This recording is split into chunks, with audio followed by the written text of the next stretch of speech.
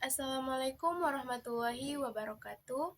Perkenalkan, saya Elisa Fatmadewita dari Prodi Perbankan Syariah 5B. Baiklah, di sini saya akan menjelaskan mengenai teknik perhitungan dan penjurnalan transaksi mudharabah, yang dimana pada tanggal 1 Agustus tahun 2000, Bank Murni Syariah menyetujui pemberian fasilitas mudharabah mutlakoh PT Hania yang bergerak di bidang SPBU dengan kesepakatan seperti contoh soal yang sudah dicantumkan. Yang pertama, pencatatan transaksi mudharabah, yaitu penandatanganan akad mudharabah. Nilai modal mudharabah yang disepakati antara bank dan nasabah adalah 1.450 juta. Pada tahap ini belum ada penyerahan dana. Angka 1.450 juta ini berasal dari nilai modal yang tertulis di dalam akad mudharabah. Ketika akad ditandatangani, bank dan nasabah baru saling berjanji. Belum ada transaksi ekonomi real. Oleh karena itu, kas bank tidak berubah sama sekali, tidak bertambah dan tidak berkurang. Bank juga belum memiliki aset pembiayaan mudharabah karena uangnya belum diserahkan. Akun yang digunakan adalah akun komitmen administratif, bukan akun neraca utama. Pos lawan komitmen dicatat di debit dan di kewajiban komitmen dicatat di kredit, semata-mata untuk mencerminkan adanya perjanjian. Ini bukan utang bank, bukan pula piutang. Pada tahap ini tidak ada beban, tidak ada pendapatan, dan tidak ada perubahan ekuitas, dan angka 14.500.000 itu berasal dari 1% dikalikan modal mudharabah dari 1.450 juta. Uang ini dibayarkan langsung oleh nasabah kepada bank. Karena bank menerima uang, maka kas bank bertambah dan kas sebagai aset selalu dicatat di debit. Pendapatan administrasi dicatat di kredit karena pendapatan bertambah selalu dicatat di kredit. Pada transaksi ini, tidak ada utang yang bertambah karena kewajiban nasabah sudah langsung dibayar. Tidak ada beban karena biaya ini adalah pendapatan bank, bukan biaya bank. Selanjutnya, pengakuan aset mudharabah atau penyerahan pembiayaan atau dana mudharabah. Dana mudharabah diserahkan penuh sebesar 1.450 juta. Angka 1.450 juta sama dengan nilai modal akad. Saat dana diserahkan kepada mudharib, bank mengeluarkan uang secara nyata, sehingga kas bank berkurang. Karena kas adalah aset, maka penurunan kas dicatat di kredit. Sebaliknya, bank memperoleh aset baru berupa pembiayaan, mudharabah, yang merupakan investasi produktif. Oleh karena itu, pembiayaan mudharabah dicatat di debit karena aset bertambah. Pada tahap ini tidak ada utang karena mudharabah bukan akad pinjaman. Bank juga tidak mencatat beban karena dana yang keluar bukan biaya, melainkan investasi, jadi dampaknya hanya kas berkurang dan aset pembiayaan bertambah. Selanjutnya, penerimaan bagi hasil mudharabah. Berdasarkan PSAK 105 paragraf ke-22, dinyatakan bahwa pengakuan penghasilan usaha mudharabah dalam praktik dapat diketahui berdasarkan laporan bagi hasil atas realisasi penghasilan usaha dari pengelola dana, dan tidak diperkenankan mengakui pendapatan dan proyeksi hasil usaha. Sekiranya bagian hasil usaha belum dibayar oleh pengelola, bagian tersebut diakui sebagai piutang. Setiap angka bagi hasil berasal dari 30% dikalikan laba usaha bulan tersebut. Misalnya bulan Agustus labanya itu 20 juta, maka hak bank 6 juta. Karena pelaporan laba dan pembayaran dilakukan pada tanggal yang sama, bank langsung menerima uang. Akibatnya kas bank bertambah, dan karena kas adalah aset, maka dicatat di debit. Pendapatan bagi hasil dicatat di kredit karena pendapatan bertambah meningkatkan ekuitas. Pada transaksi ini tidak ada piutang karena tidak ada penundaan pembayaran. Tidak ada utang yang timbul karena kewajiban nasabah langsung diselesaikan, dan tidak ada beban karena bagi hasil bukan biaya, melainkan pendapatan. Pada bulan Agustus, usaha yang dijalankan oleh mudharib menghasilkan laba bruto sebesar 20 juta ribu rupiah. Jumlah laba ini diperoleh dari hasil perhitungan pendapatan usaha dikurangi biaya operasional selama bulan Agustus.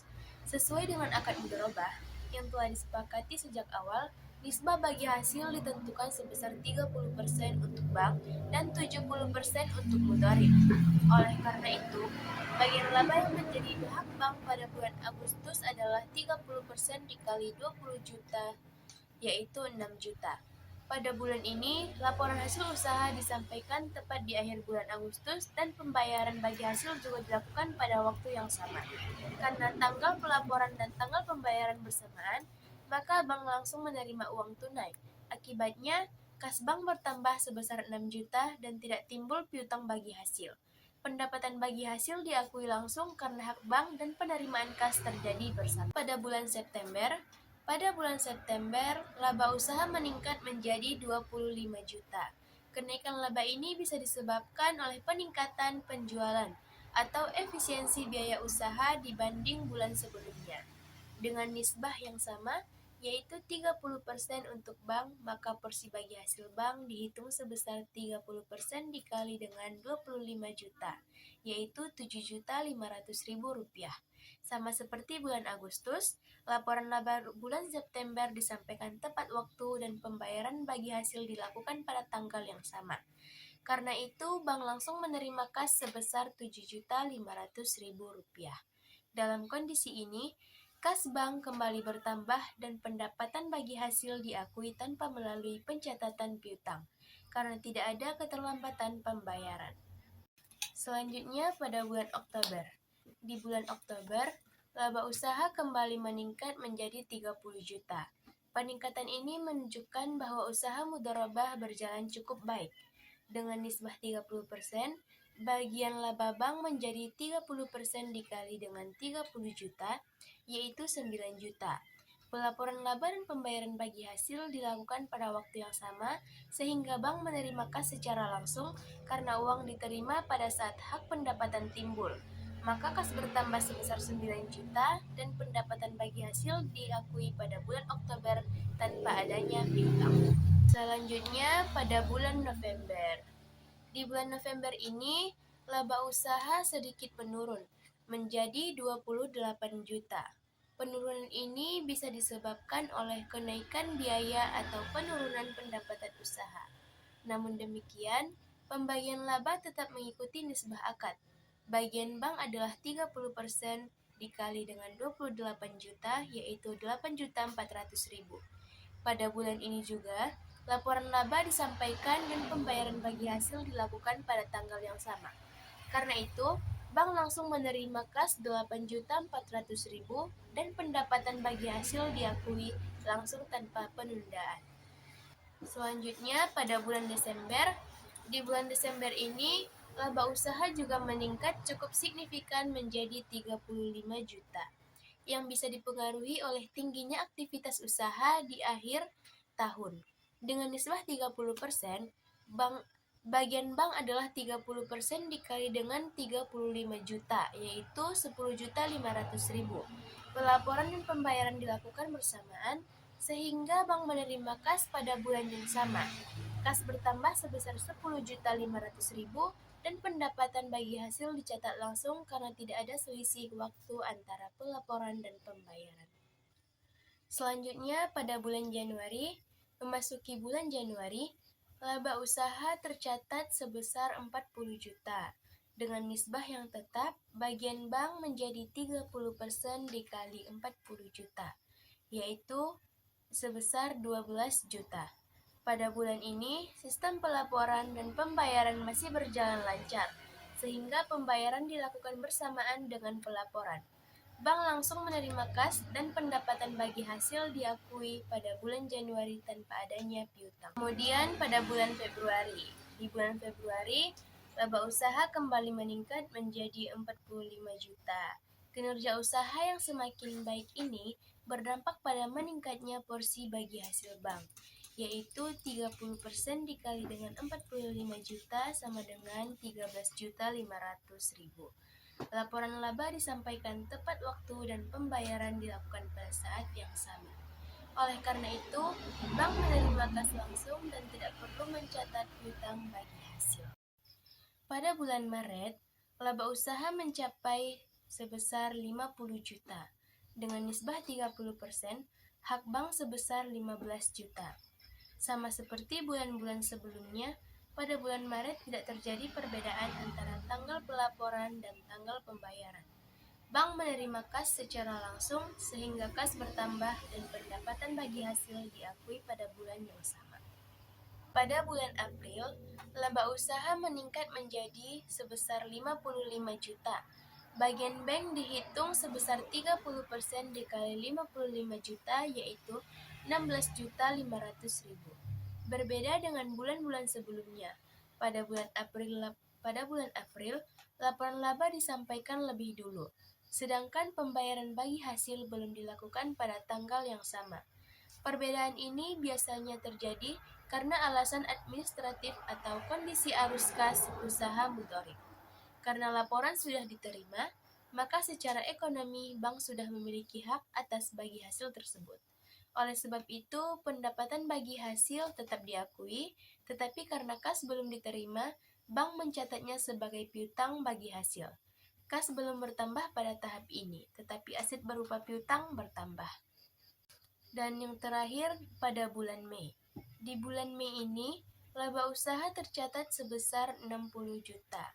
Sehingga laba bagian bank adalah 30% dikali dengan 60 juta yaitu 18 juta. Sama seperti bulan April. Laporan laba disampaikan terlebih dahulu, sedangkan pembayarannya dilakukan di kemudian hari. Karena itu, bank kembali mengakui pendapatan bagi hasil dan mencatat piutang sebesar 18 juta. Kas belum bertambah pada saat pelaporan, tetapi hak bank atas laba sudah ada. Ketika pembayaran akhirnya dilakukan, barulah kas bank bertambah dan piutang tersebut berkurang. Dalam penerimaan bagi hasil mudharabah, perbedaan antara tanggal pelaporan dan tanggal pembayaran menentukan apakah bank mencatat kas langsung atau mencatat piutang terlebih dahulu. Jika pelaporan dan pembayaran bersamaan, kas langsung bertambah.